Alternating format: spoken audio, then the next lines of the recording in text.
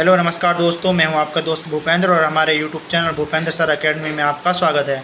तो अतिथि शिक्षकों के लिए एक बहुत बढ़िया न्यूज़ है यहाँ पर। क्योंकि जैसा कि आपको मामा जी पहले ही वचन देके गए थे कि आपको नियमित किया जाएगा, और अभी रैली हुई थी उसमें भी उन्होंने यही वचन दिया कि जो अतिथि शिक्षक है उनको नियमित कर ही छोड़ा जाएगा। और उन्होंने कहा है कि वो मोहन सरकार से कहेंगे कि वो एक नियम और एक योजना के तहत इनको नियमित करें। अब मेरे को इस चीज़ का है कि जो नॉन गेस्ट हैं, आप मुझे कृपया कमेंट ये ना करें कि ये नहीं हो सकता, वो नहीं हो सकता। मैं इसका भी आपको आगे विवरण देता हूँ कैसे। देखिए, आपको पहले तो मैं ये बता देता हूँ कि ये नॉन गेस्ट वाले हैं।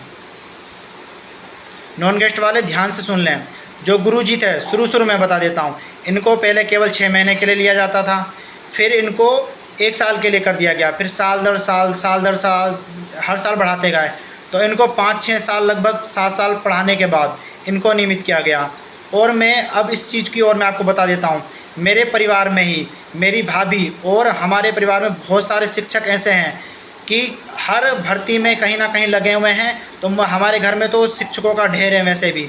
तो मुझे इनके बारे में बहुत ही बढ़िया से जानकारी है, क्योंकि वो खुद ही बताते हैं, स्वयं बताते हैं वो किस तरह लगे, किस तरह नहीं लगे, क्या होता था पहले भर्तियों में, क्या नहीं। तो मैं आपको बता दूं, गुरुजी पहले पढ़ाते थे केवल 500 रुपये पर। तो फिर इनको क्या है, उस समय कोई वो नहीं था इनका प्रावधान के निमित्त हों। जब इनको नियमित किया गया तो ये वर्ग 3 की कैटेगरी के बराबर आ गए। तो आज उनकी तनख्वाह लगभग 35-36 हज़ार से लेकर 50-55 हज़ार तक है। फिर योजना आई शिक्षाकर्मी, तो वो बिना पेपर दिए वो भी इसी तरह लगते थे। उनको 3 साल के बॉन्ड पर स्तर पर रखा जाता था। किसके द्वारा? पंचायत के द्वारा। जिसका सरपंच वो शिक्षक, उसके परिवार के शिक्षक। तो यहाँ पर ये चलता था। उनको कुछ साल रखा तो उनको भी फिर नियमित कर दिया गया। फिर आया संविदा शिक्षक, वो भी डायरेक्ट लगते थे, और 2001 तक।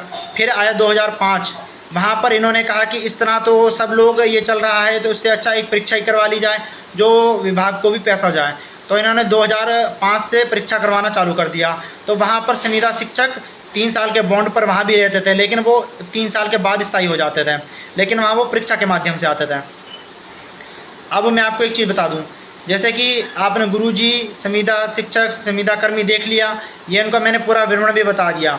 और अब अतिथि शिक्षक भी उसी तरह नियमित होंगे। क्योंकि मामा जी ने भी कह दिया, और आगे कहीं ना कहीं चुनाव आने वाले हैं तो आपको ये चीज़ देखने को मिलेगी।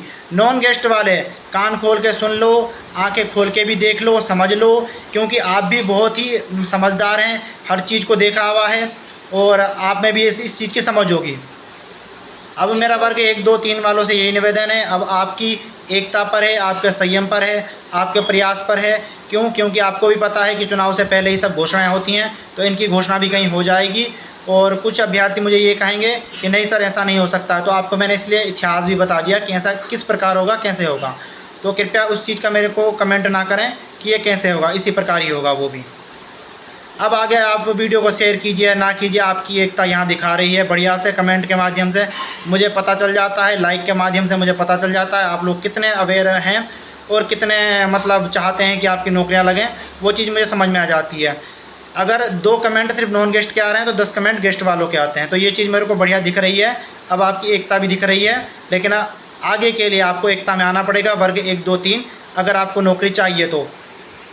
धन्यवाद।